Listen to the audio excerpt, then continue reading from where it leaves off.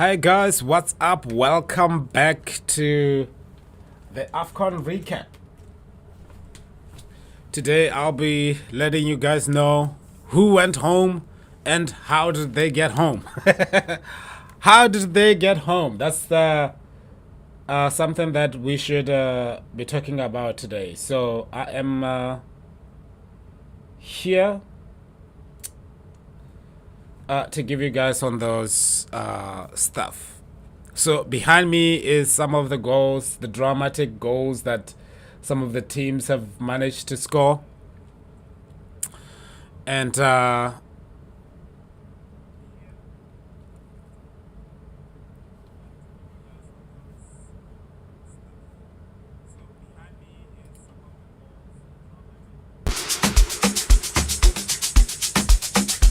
so let's remove the music a little bit here.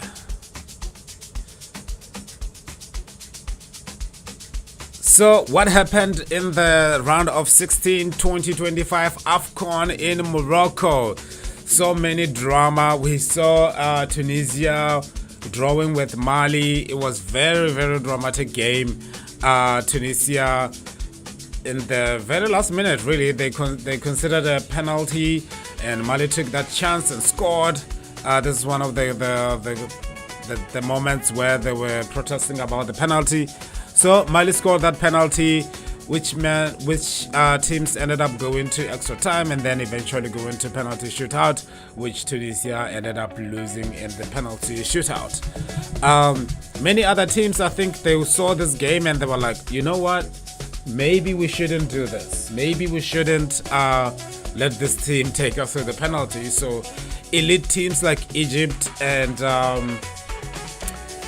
Algeria managed to escape that penalty shootout. Okay, I wrote a little bit of what happened here. Let me read it for you quickly. The 2025 AFCON Africa Cup of Nations in Morocco has concluded its round of 16, whittling the field down to the final 8. The knockdown stage has been characterized by the dominance of traditional heavyweights. Obviously, the most favorite progressing. However, the performance of the nation that have already booked their tickets to the 2026 World Cup has been a mix. Like, I thought big teams that are going to the World Cup, like South Africa, Egypt, and many other teams, are going to be performing like elite football. And I'm not gonna lie, I am scared for our African brothers who are going to the World Cup, the way they were performing in this they have performed so far in this AFCON tournament. Yes, most of the teams like Egypt, they have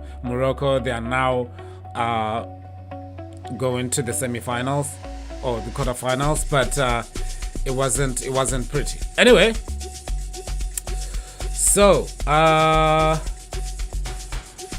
while the big guns like Morocco and Senegal have looked imperious, others like South Africa, Tunisia suffered early exits. Notably, World Cup-bound Ghana and Cape Verde did not even qualify for this tournament. I thought Ghana was in this tournament, but I was wrong.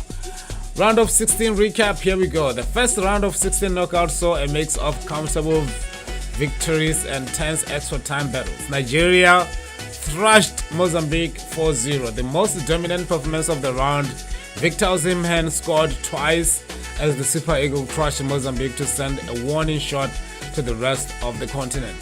So Nigeria, out of all these teams, I think Nigeria performed really well. They played so well in this game. They were dominant compared to what Mozambique was doing. Victor Osimhen was wanting to score even more goals as he was getting frustrated with his teammates, because they were not trying to score more goals. So he was frustrated. I think the coach ended up having to pull him out because there was a lot of emotions going on out there with Victor Osimhen. But Nigeria won that game fair and square. The game was very entertaining. Mozambique having to defend most of the time while Nigeria kept attacking. Nigeria did not even give Mozambique any chance to build something from behind. Every time Mozambique was trying to build something from behind, Nigeria would then pressure them for them to like make this long balls that were not even connecting with the players that it was supposed to connect to. So Nigeria was elite in that game. They controlled every part of the game, and Mozambique could not stop them. Senegal won 3-1 against Sudan. I did not watch that game because I was busy, but the defending champion overcame an early scare, conceding in the 16th minute. Hold on, no, I actually watched that game. Sudan had scored one as in the early minute.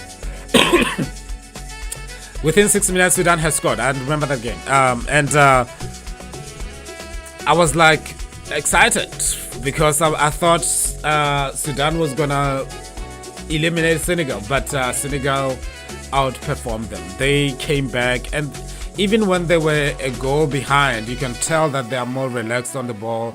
They were not trying to make, like silly passes. They were just playing their own game, and Sudan did not force them to change their game style. So they were super elite in that game. They came back from one goal and scored 3 goals, which is crazy. To roar back with 3 unanswered goals, including a brace for Papa Goye. So Morocco is the team that I don't know if they are taking their time or what is going on. They only scored 1 goal against Tanzania, even though they were dominating that game, but they were not able to score more goals. The hosts of the tournament favorites were made to work hard, but advanced thanks to solitary goal from Brahim Diaz in the second half. Yeah.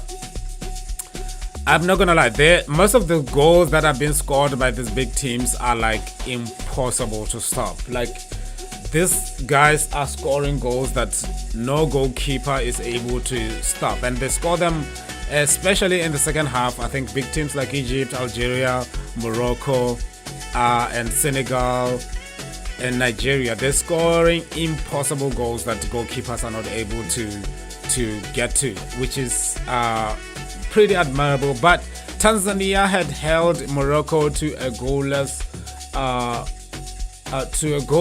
before halftime, and then Morocco only capitalized in the second half, which was really impressive for Tanzania. They played really well in that game. Unfortunately, Morocco scored that one game. Algeria versus DR Congo. I was watching this game with support for DR Congo. And they were playing so well. The game was like 50-50 most of the time. The position, DRC was able to hold position for the longest time. They were playing elite football, and the game even went on to extra time, and I think that's where cracks started to show, because players are physically tired, and they're not able to think properly as quickly as possible.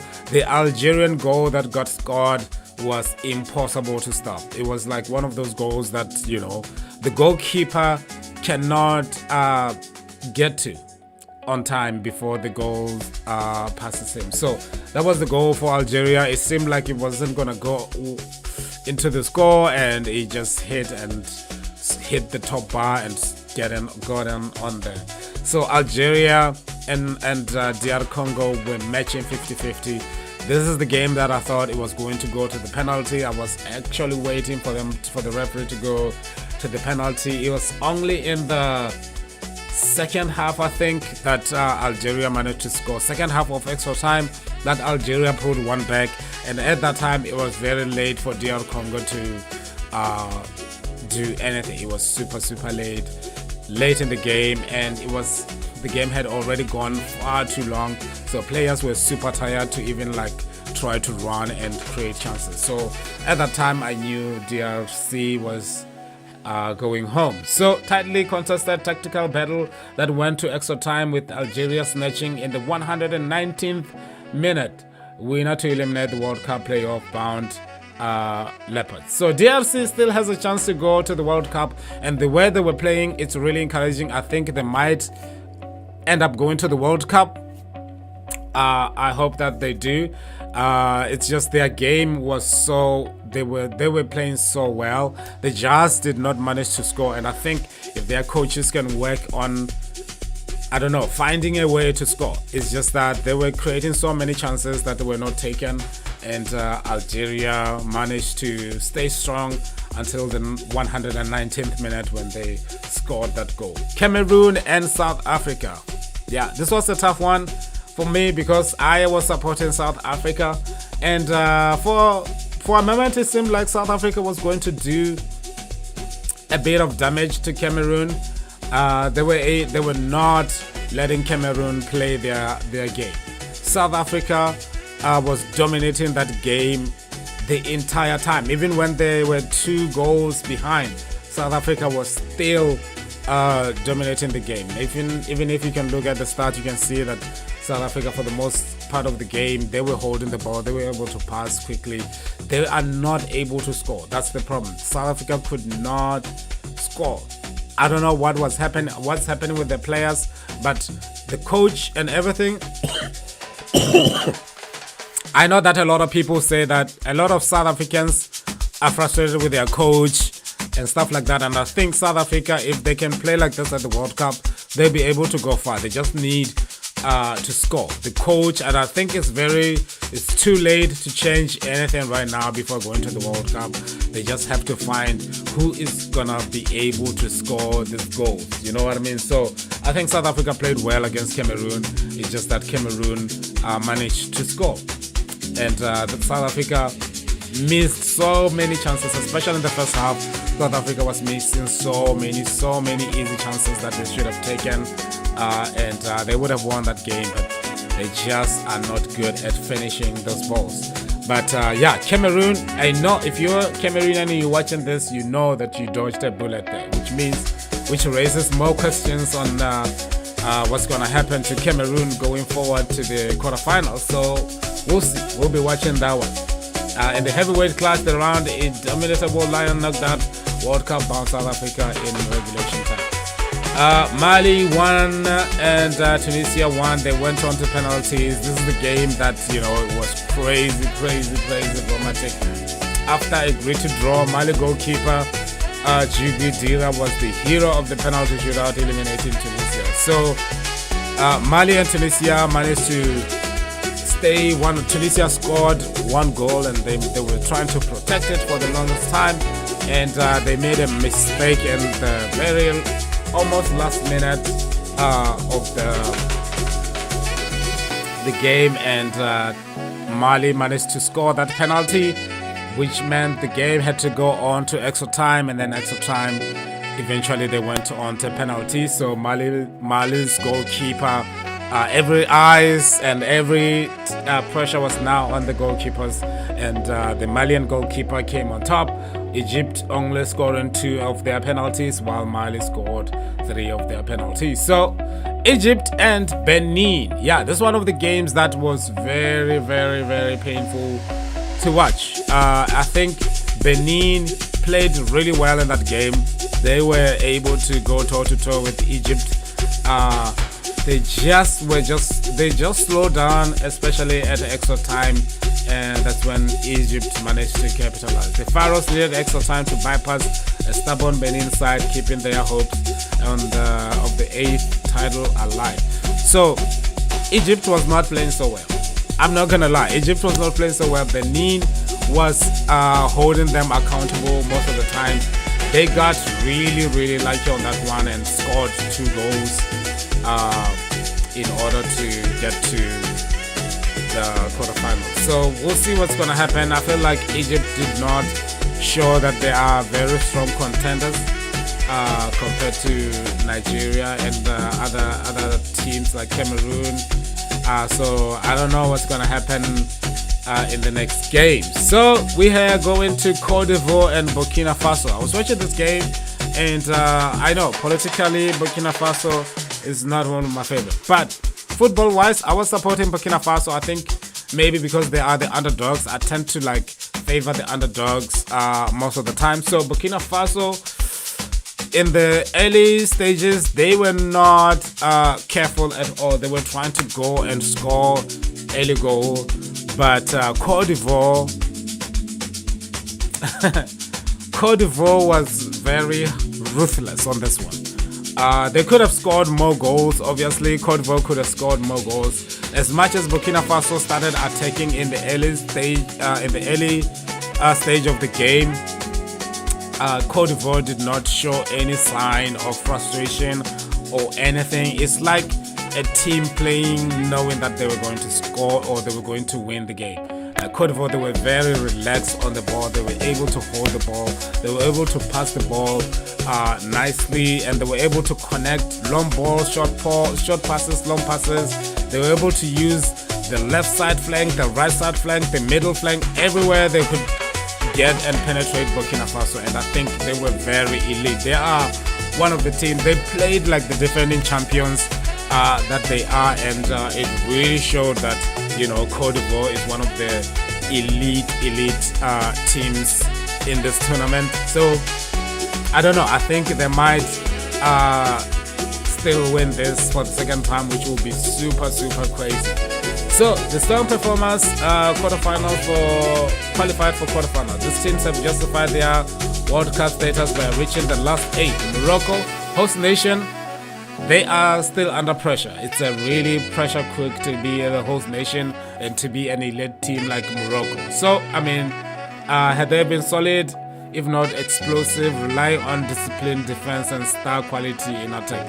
Yeah, I'm not super impressed with their attack, even though I wrote this, but I don't know. They haven't scored so many goals. Their goals have just kind of been like, you know what I mean? So we'll see in the quarterfinals if they're gonna change their gameplay. Maybe they were just like trying to save their energy or something. I don't know.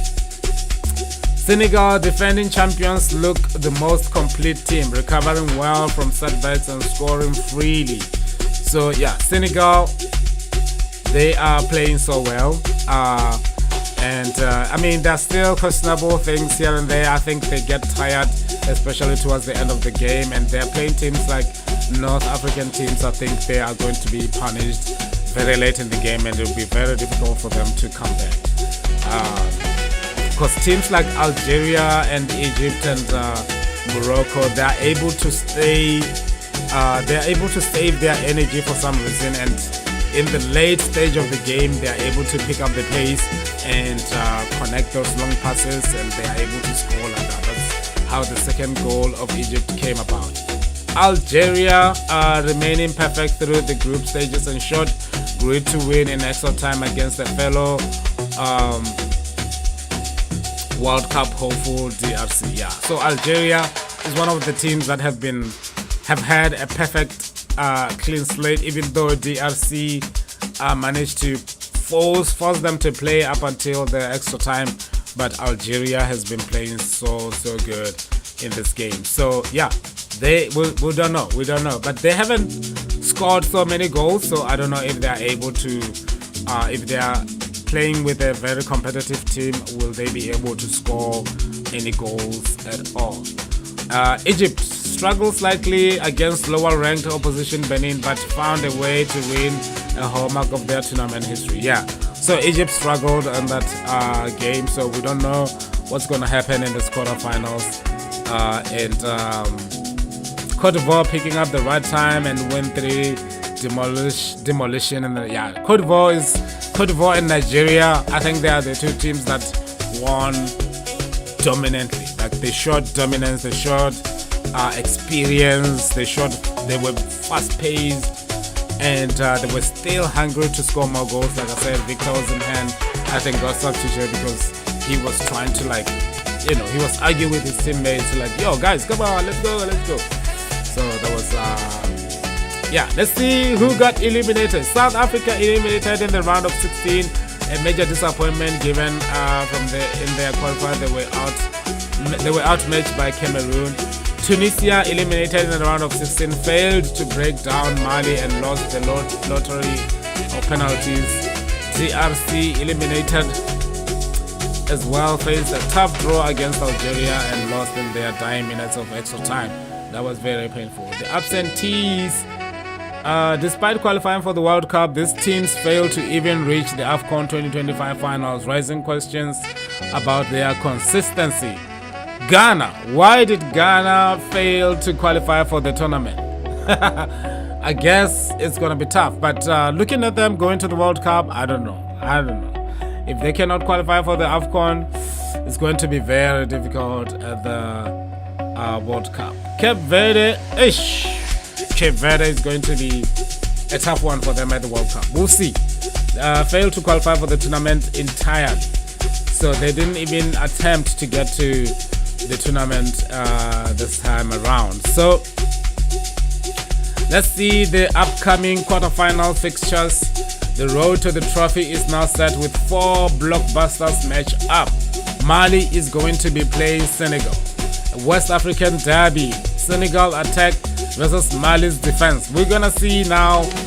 This is the time for Senegal to prove that they are the defending champions. You know what I mean? So I feel like Senegal, they haven't been playing so impressively, and playing against Mali. I mean, I cannot speak much for Mali. I think they got here by luck, penalties. You know what I mean? So we'll see. I guess they have to prove themselves right now if they really deserve to be in the quarterfinal.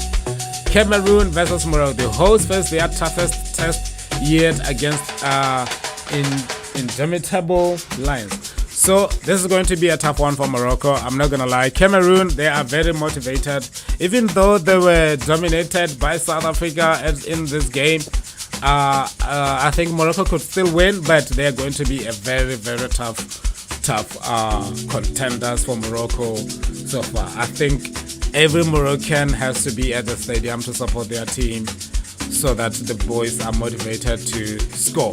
Otherwise, it's going to be the hosts are going to be out. Egypt versus Côte d'Ivoire. This one is going to be crazy. And I think Côte d'Ivoire, the way they played, they are the favorites to win on this one. Egypt, I don't know. Unless they change something, I feel like Côte d'Ivoire is going to win this game. A clash of titans, the record holders versus the 2023 champions. So yeah, it's going to be a very, very tough one. This is the game to watch. I think it's going to be very entertaining. We'll see what's going to happen. Hopefully Côte d'Ivoire are able to hold their composure and play how they've been playing. Nigeria versus Algeria. These are the teams.